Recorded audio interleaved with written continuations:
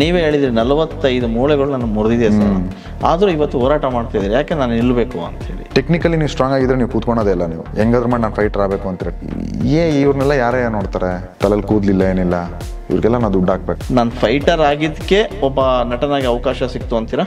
Cinema ಬೇಕಾದ್ರೆ ಮಾಡಬೇಡ, ನೀನು 4-5 ಸಿನಿಮಾ ಬಿಟ್ಬಿಡು, 6ನೇ ಸಿನಿಮಾ ಮಾಡು, ಕ್ಯಾರೆಕ್ಟರ್ ಮಾಡು, ನೀನು ಪಾತ್ರ ಮಾಡು. ಸೊ ನೀವು ಕಲ್ತಿದ್ದು ಎಲ್ಲ ಪ್ರತಿಭೆ ಈ ಇಂಡಸ್ಟ್ರಿಯಲ್ಲಿ ಉಪಯೋಗ ಆಯ್ತಾ? ಅವ್ರು ಅವತ್ತು ಫೀಸ್ ಅಂತ ಎಕ್ಸ್ಪೆಕ್ಟ್ ಮಾಡಿದರೆ ನಾನು ಆ್ಯಕ್ಚುಲಿ ಟೈಕೊಂಡೋನು ಮಾಡ್ತಾ ಇರಲಿಲ್ಲ, ಬ್ಲ್ಯಾಕ್ ಬೆಲ್ಟು ಆಗ್ತಾ ಇರಲಿಲ್ಲ. ಅಥವಾ ಬ್ಯೂಟಿ ಆಗಿದ್ರೆ ಅಷ್ಟೇ ಸಾಕು, ಅಥವಾ ಬಾಡಿ ಬಿಲ್ಡ್ ಮಾಡ್ಕೊಂಡು ಇದ್ರೆ ಸಾಕು, ಬಂದು ನಾನು ಏನೋ ಒಂದು ಮಾಡ್ತೀನಿ ಅನ್ನೋ ಕಾನ್ಫಿಡೆಂಟು ನನಗಿರಲಿಲ್ಲ. ಕನ್ನಡದ ಫೈಟರ್ಸ್ಗಿಂತ ಹೊರಗಿನ ಫೈಟರ್ಸ್ ಜಾಸ್ತಿ ಬರ್ತಾ ಇದ್ದಾರೆ ಇತ್ತೀಚಿನ ದಿನಗಳಲ್ಲಿ, ಏನು ಹೇಳ್ತೀನಿ? ಮುಂಚೆ ಇಲ್ಲಿ ವ್ಯಾಲ್ಯೂ ಕೊಡ್ತಾ ಇರಲಿಲ್ಲ. ಓಕೆ, ಇವಾಗ ಆ್ಯಕ್ಚುಲಿ ಬೇರೆಯವರು ಇಲ್ಲಿಂದ ಕರ್ಕೊಂಡೋಗಿ ಕೆಲಸ ಮಾಡಿಸ್ತಾ ಇದ್ದಾರೆ. ಈಗ ಎಷ್ಟೋ ಜನ ಫೈಟರ್ಗಳು ತುಂಬ ವರ್ಷದಿಂದ ಅವ್ರು ಮಾಸ್ಟರ್ ಆಗಿಲ್ಲ, ಇವತ್ತಿಗೂ ಫೈಟರ್ ಆಗಿದ್ದೇ ಇದ್ದಾರೆ, 20 ವರ್ಷ 30 ವರ್ಷ 40 ವರ್ಷ. ಅವ್ರ ಲೈಫ್ ಎಲ್ಲ ಹೇಗಿದೆ ಮಹೇಶ್? ನೀವು ಹೇಳೋದು ನೋಡಿದ್ರೆ ತುಂಬ ಭಯಾನಕ ಅನಿಸುತ್ತೆ ಇಂಡಸ್ಟ್ರಿ. ಯಾಕಂದರೆ ಈ ಥರ ಘಟನೆಗಳಾದಾಗ ಬೆಳಕಿಗೆ ಬರೋದೇ ಇಲ್ಲ ಕೆಲವು. ಅವ್ರ ಲೈಫ್ಗಳು ಹೇಗೆಲ್ಲ ಇದೆ, ಕೈ ಮುರ್ಕೊಂಡಿದ್ದಾರೆ, ಕಾಲು ಮುರ್ಕೊಂಡಿದ್ದಾರೆ. ನೀವೇ ಹೇಳಿದ್ರಿ 45 ಮೂಳೆಗಳು ನಾನು ಮುರಿದಿದೆ ಸರ್, ಆದರೂ ಇವತ್ತು ಹೋರಾಟ ಮಾಡ್ತಿದ್ದೀರಿ, ಯಾಕೆ ನಾನು ನಿಲ್ಲಬೇಕು ಅಂಥೇಳಿ.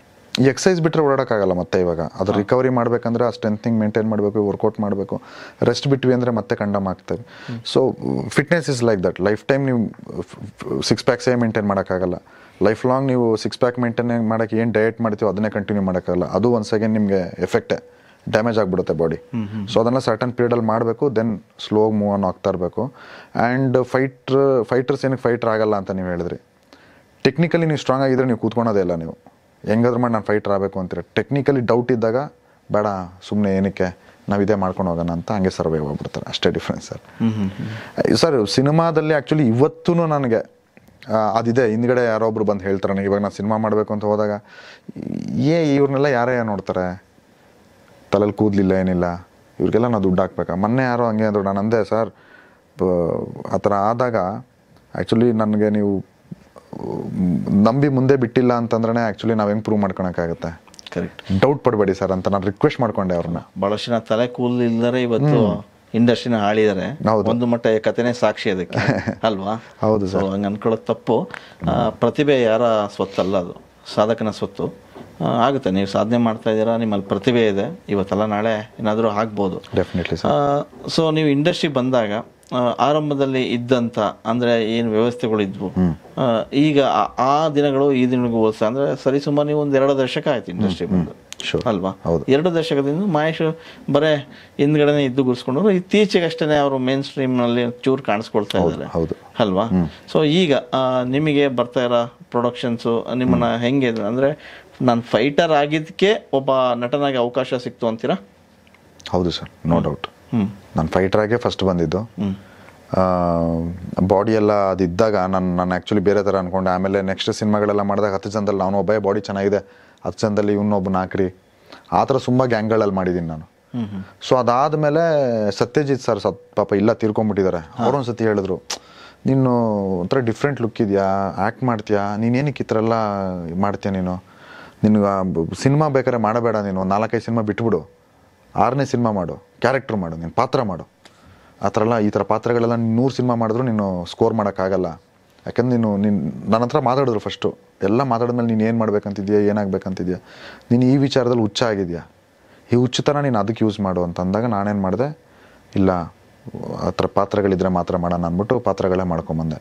ಸೊ ಅವರು ನನಗದು ರಿಯಲೈಸ್ ಮಾಡಿದ್ರು, ಪ್ಲೀಸ್ ಆ ಥರ ಮಾಡೋಕ್ಕೆ ಹೋಗ್ಬೇಡ ಅಂತ. ಸೊ ನೀವು ಕಲ್ತಿದ್ದು ಎಲ್ಲ ಪ್ರತಿಭೆ ಈ ಇಂಡಸ್ಟ್ರಿಯಲ್ಲಿ ಉಪಯೋಗ ಆಯ್ತಾ? ಹಾಂ, ಡೆಫಿನೆಟ್ಲಿ ಸರ್, ಇವತ್ತು ಆಗ್ತಾಯಿದೆ.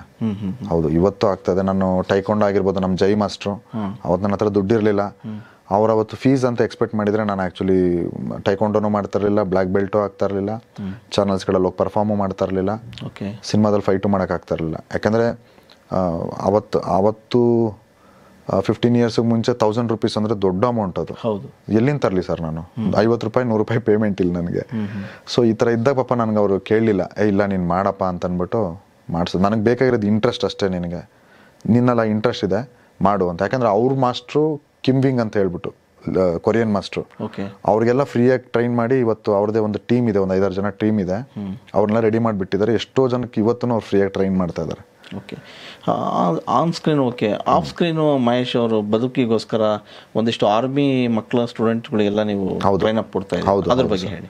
ಅದೇ ಇವಾಗ ಇಂಡಿಯನ್ ಆರ್ಮಿನಲ್ಲಿ ಅಲ್ಲಿ ಕೂಡ ಹೋಗ್ಬಿಟ್ಟು ಅವ್ರ ಮಕ್ಕಳಿಗೆಲ್ಲ ಸ್ವಲ್ಪ ಟೈಕೊಂಡು ಜಿಮ್ನಾಸ್ಟಿಕ್ ಆ ಥರ ಎಲ್ಲ ಟ್ರೈನ್ ಮಾಡಿಸ್ತಾ ಇದ್ದೀನಿ. ಆ್ಯಂಡ್ ಕೆಲವರಿಗೆಲ್ಲ ಸೆಲ್ಫ್ ಡಿಫೆನ್ಸು ಜಿಮ್ನಾಸ್ಟಿಕ್ ಎಲ್ಲ ಪರ್ಸನಲ್ ಟ್ರೈನಿಂಗ್ ಮಾಡ್ತಾ ಇದ್ದೀನಿ. ಸೊ ನಡೀತಾ ಇದೆ ಸರ್ ಜೀವನ. ಸೊ ಬಾಡಿ ಬಿಲ್ಡಿಂಗ್ಗೆ ಜೀವನ ಅಂತ ಅನ್ಕೊಂಡಿದ್ರಿ, ಅದೇ ಪ್ರಪಂಚ ಅಂತ ಅನ್ಕೊಂಡು. ಹೌದು, ಈಗ ಸಿನಿಮಾನೇ ಕಲೆನೇ ನನ್ನ ಪ್ರಪಂಚ ಅಂತ. ಅಲ್ಲಲ್ಲ, ಅಂದ್ರೆ ಬಾಡಿ ಬಿಲ್ಡಿಂಗ್ ಒಂದು ಮೆಟ್ಲಾಯ್ತು ಅಷ್ಟೇ. ಪಬ್ಲಿಕ್ ಫಿಗರ್ ಆಗ್ಬೇಕಂತಿತ್ತು, ಸಿನಿಮಾಗೆ ಹೋಗ್ಬೇಕಂದ್ರೆ this is the best opportunity ಅನ್ಕೊಂಬಂದೆ. ಸೊ ಇಲ್ಲಿಂದನೇ ಸಿನಿಮಾ ಹೋಗಕ್ಕಾಯ್ತು. ಇಲ್ಲಾಂದ್ರೆ ಏನು ಸ್ಕಿಲ್ ಇಲ್ಲದೆ ನಾನು ಸಿನಿಮಾಗೆ ಹೋಗಿದ್ರೆ ಇನ್ನೂ ಕಷ್ಟ ಆಗಿರೋದು.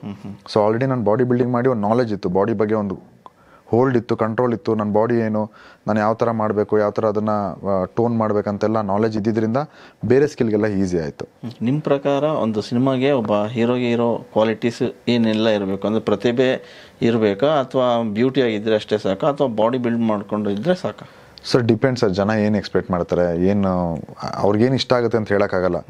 ನನ್ನ ಲುಕ್ಸ್ಗೆ ಅಟ್ಲೀಸ್ಟ್ ನಾನು ಈ ಥರ ಏನಾದರೂ ಒಂದು ಸ್ವಲ್ಪ ಅಟ್ರಾಕ್ಟಿವ್ ಆಗಬೇಕು ಅಂತ ಮಾಡಿದಷ್ಟೇ. ಸೊ ನಾನೇನೋ ನಾನೇನೋ ಒಂದು ಮಾಡ್ತೀನಿ ಅನ್ನೋ ಕಾನ್ಫಿಡೆಂಟು ನನಗಿರಲಿಲ್ಲ. ಇದು ಮಾಡಿದ್ಮೇಲೆ ನನ್ನ ಕಾನ್ಫಿಡೆಂಟ್ ಬಂದಿದ್ದು, ಓಕೆ ನಾನು ಸ್ಕ್ರೀನ್ ಮೇಲೆ ನಿಂತ್ಕೊಬೇಕು ಅಂತ. ಸೊ ಬಾಡಿ ಬಿಲ್ಡಿಂಗ್ ನನಗೆ ಕಾನ್ಫಿಡೆಂಟ್ ಕಲಿಸ್ತು. 100 ಜನ ಬಂದ್ರೂ ಅವ್ರ ಮಧ್ಯದಲ್ಲಿ ನಿಂತ್ಕೊಂಡು ಮಾತಾಡೋ ಅಂತ ಕೆಪಾಸಿಟಿ ಬಂತು. ಅದು ಆ ಕಾನ್ಫಿಡೆಂಟ್ ಕಲಿಸ್ತು ಅಷ್ಟೇ ಬಾಡಿ ಬಿಲ್ಡಿಂಗ್. ಡೈರೆಕ್ಟಾಗಿ ಬಂದಿರೋ ಬಹುಶಃ ಪರ್ಸ್ನಾಲಿಟಿ ನೋಡಿ ಎಲ್ಲರೂ ಮಾತಾಡಿಸ್ತಾ ಇದ್ರು, ಬನ್ನಿ ಅಂತ ಇದ್ರು. ಅದು ನನಗೆ ಬಾಡಿ ಬಿಲ್ಡಿಂಗ್ ಸಪೋರ್ಟ್ ಮಾಡುತ್ತೆ. ಓಕೆ, ಈಗ ಬರ್ತಾ ಇರೋ, ಆಮೇಲೆ ಈಗ ಇಂಡಸ್ಟ್ರಿಯಲ್ಲಿ ಆಲ್ರೆಡಿ ಏನು ಇದ್ದಾರೆ ಫೈಟರ್ಸ್, ಅವ್ರಿಗೆ ಏನು ಹೇಳಕ್ಕೆ ಇಷ್ಟಪಡ್ತೀರಿ? ಏನಿಲ್ಲ ಸರ್, ಇವಾಗ ಎಜುಕೇಟೆಡ್ಸ್ ಇದ್ದಾರೆ, ಮೆಚೂರ್ಡ್ ಇದ್ದಾರೆ. ಹೆಂಗ್ ಸರ್ವೈವ್ ಆಗಬೇಕು, ಹೆಂಗ್ ನಾವು ಸೇವ್ ಆಗಬೇಕು, ಹೆಂಗ್ ನಾವು ಕಂಟಿನ್ಯೂ ಮಾಡಬೇಕು, ಎಲ್ಲ ನಾಲೆಜು ಇದೆ. ಇದು ಮಾಸ್ಟ್ರಲ್ಲೂ ಇದೆ, ಫೈಟರ್ಸಲ್ಲೂ ಇದೆ. ಈಗ ಅವ್ರಿಗೇನು ಅದು ಬೇಡ, ದೇ ಆರ್ ವೆಲ್ ಮೆಚೂರ್ಡ್ ಇವಾಗ. ಎಲ್ಲ ವೆಲ್ ಮೆಚೂರ್ಡ್ ಇವಾಗ, ನೀಟಾಗಿ ಕ್ಯಾರಿ ಮಾಡ್ಕೊಂಡು ಹೋಗ್ತಾ ಇದ್ದಾರೆ. ಸೊ ಕನ್ನಡದ ಫೈಟರ್ಸ್ಗಿಂತ ಹೊರಗಿನ ಫೈಟರ್ಸ್ ಜಾಸ್ತಿ ಬರ್ತಾ ಇದ್ದಾರೆ ಇತ್ತೀಚಿನ ದಿನಗಳಲ್ಲಿ, ಏನು ಹೇಳ್ತೀರಿ? ಸರ್ ಇಲ್ಲ, ಇವಾಗ ಕಂಟ್ರೋಲ್ ಆಗಿದೆ. 100% ಕಂಟ್ರೋಲ್ ಆಗಿದೆ. ಮುಂಚೆ ಇಲ್ಲಿ ವ್ಯಾಲ್ಯೂ ಕೊಡ್ತಾ ಇರಲಿಲ್ಲ, ಇವಾಗ ಆಕ್ಚುಲಿ ಬೇರೆಯವರು ಇಲ್ಲಿಂದ ಕರ್ಕೊಂಡೋಗಿ ಕೆಲಸ ಮಾಡಿಸ್ತಾ ಇದ್ದಾರೆ. ಸೊ ಅದಿದೆ ಇವಾಗ. ಮುಂಚೆ ಅದೆಲ್ಲ ನೀವು ಹೇಳ್ದಂಗೆ ಇತ್ತು, ಬಟ್ ಇವಾಗ ಅದೆಲ್ಲ ಕಮ್ಮಿ ಆಗಿದೆ ಇವಾಗ. ಅಂಡ್ ಹೊರಗಿನವ್ರು ಮಾಸ್ಟರ್ ಕೂಡ ಇವಾಗ ಎಲ್ಲಿ ಎಂಟರ್ ಆಗ್ತಿಲ್ವಲ್ಲ. ಅವಾಗ ಹೈದರಾಬಾದಿಂದ ಮಾಸ್ಟರ್ ಬರೋರು, ತಮಿಳ್ನಾಡಿಂದ ಮಾಸ್ಟರ್ ಬರೋರು. ಸೊ ಆವಾಗ ಅದೆಲ್ಲ ಇತ್ತು. ಇವಾಗ ಇಲ್ಲೇ ಆ ಕ್ವಾಲಿಟಿ ಕೊಡೋದ್ರಿಂದ, ಬೆಸ್ಟ್ ಕ್ವಾಲಿಟಿ ಕೊಡೋದ್ರಿಂದ ಬೇರೆಯವ್ರನ್ನ ಎಂಟರ್ಟೈನ್ ಮಾಡಕ್ಕೆ ಇದೇ ಇಲ್ಲ, ಚಾನ್ಸಸ್ಸೇ ಇಲ್ಲ ಇವಾಗ. ಸೊ ಅದಷ್ಟು ಇವ್ರಿಗೆ ಥ್ಯಾಂಕ್ಸ್ ಹೇಳ್ಬೇಕು ನಾವು. ನಮ್ಮ ವಿನೋದ್, ವಿಕ್ರಮ್, ಅರ್ಜುನ್ ಇವರೆಲ್ಲ ಏನ್ ಬಂದಿದ್ದಾರೆ, ದೇ ಆರ್ ರಾಕಿಂಗ್ ಇವಾಗ. ಒಳ್ಳೆ ಕಂಪೋಸರ್ಸ್ ಅವರು. ಅಂಡ್ ಇನ್ನೂ ಸ್ವಲ್ಪ ವರ್ಷ ಬೇರೆಯವ್ರಿಗೆ ಎಂಟ್ರಿ ಆಗಿ ಚಾನ್ಸಸ್ ಇಲ್ಲ ಅಂತ ನಾನು ಅನ್ಕೊಂತೀನಿ.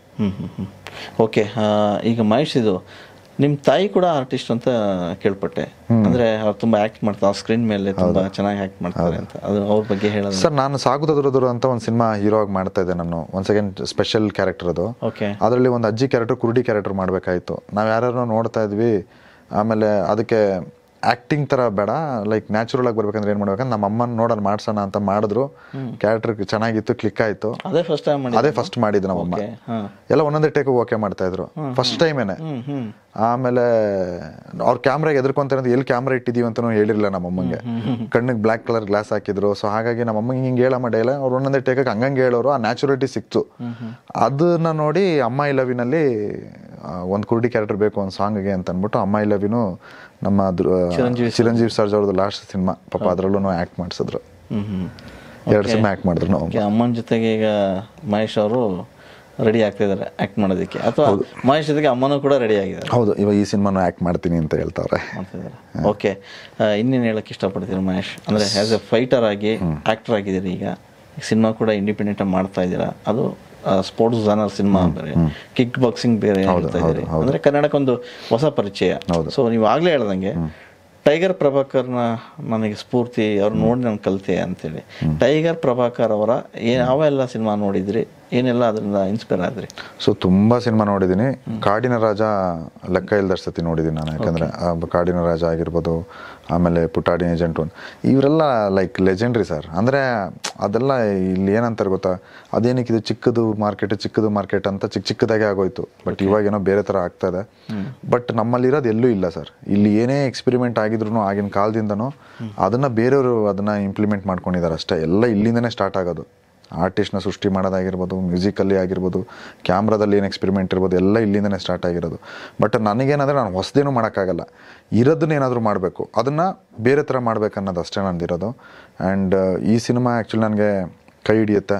ಆ್ಯಕ್ಚುಲಿ ನನಗೆ ತುಂಬ ಒಳ್ಳೆ ಫ್ರೆಂಡು ಸರ್. ಆ್ಯಕ್ಚುಲಿ ನಾನು ಇನ್ನಷ್ಟೇ ಆಗಲ್ಲ ಅನ್ನೋ ಟೈಮಲ್ಲಿ ಒಬ್ಬರು ಮೇಡಮ್ ಲೀಲಾವತಿ ಅಂತ ಹೇಳ್ಬಿಟ್ಟು ಅವ್ರು ನನಗೆ, ಇಲ್ಲ ನೀವು 4 ವರ್ಷದಿಂದ ಕತೆ ಮಾಡ್ಕೊಂಡು ಇಟ್ಕೊಂಡಿದ್ದೆ, ನನ್ನದೇ ಕತೆ ಅದು, ಇಲ್ಲ ಕತೆ ಚೆನ್ನಾಗಿದೆ ಮಾಡೋಣ ಅಂತ ಪಾಪ ಅವರೇ ಇವಾಗ ಎಲ್ಲ ಮಾತಾಡಿಸಿ ಕುಣಿಸಿ ಎಲ್ಲ ಒಂದು ಆಗಿದೆ. ಏನೋ ದೇವ್ರದಿಂದ ಅದೊಂದು ಆಗಿಬಿಟ್ರೆ ಡೆಫಿನೆಟ್ಲಿ ಇದೊಂದು ಬೇರೆ ಥರನೇ ಸಿನಿಮಾ ಆಗುತ್ತೆ ಇಂಡಸ್ಟ್ರಿಯಲ್ಲಿ.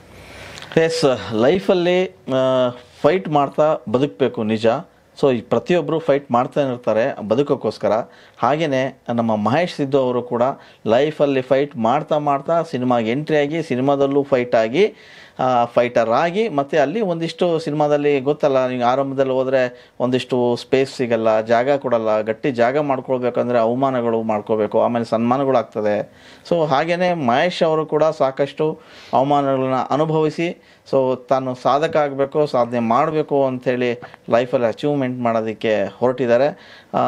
ಇದುವರೆಗೂ ಒಂದು 40ರಿಂದ 45 ಸಿನಿಮಾಗಳಲ್ಲಿ ಕಾಣಿಸ್ಕೊಂಡಿದ್ದಾರೆ ಮಹೇಶ್ ಸಿದ್ದು. ಸೊ ಒಂದಿಷ್ಟು ಸಿನಿಮಾಗಳು ನೀವೇನಾದ್ರು ಅವ್ರ ಸಿನಿಮಾಗಳು ಗಮನಿಸಿದರೆ ಆ್ಯಸ್ ಎ ಒಳ್ಳೆ ಫೈಟರ್ ಅಂತ ನೀವು ಅನ್ಸ್ಕೊತೀರಿ. ಆ ರೀತಿಯ ರಿಯಲ್ ಸ್ಟಂಟ್ ಮ್ಯಾನ್ ನಮ್ಮ ಮಹೇಶ್ ಸಿದ್ದು ಅವರು. ಮಹೇಶ್ ಅವರೇ, ಇಷ್ಟೊತ್ತು ನಮ್ಮ ಸ್ಟುಡಿಯೋ ಬಂದು ಮಾತಾಡಿದ್ದೀರಾ. ನಿಮ್ಮ ಎಲ್ಲ ಆಸೆಗಳು, ನೀವೇನು ಅಂದ್ಕೊಂಡಿದ್ದೀರ ಗುರಿ, ಅದು ಆದಷ್ಟು ಬೇಗ ಈಡೇರಲಿ ಅಂತ ಹೇಳ್ತೀನಿ. Thank you sir. ನೀವು ನನಗೆ ಮೊದಲಿಂದನೂ ಸಪೋರ್ಟ್ ಮಾಡ್ಕೊಂಡು ಬಂದಿದ್ದೀರಾ. ಆ್ಯಂಡ್ ಮತ್ತೆ ನನಗೆ ಕರೆಸಿ ನನ್ನ ಕಷ್ಟಗಳನ್ನ ನೀವು ಕೇಳೋಕ್ಕೆ ಅಂತ ಕೂತ್ಕೊಂಡ್ರಲ್ಲ, ನಿಮ್ಮ ಟೈಮ್ಗೆ ನಾನು ಆ್ಯಕ್ಟ್ಸ್ ಆಫ್ ಹೇಳ್ತೀನಿ. And thank you so much sir.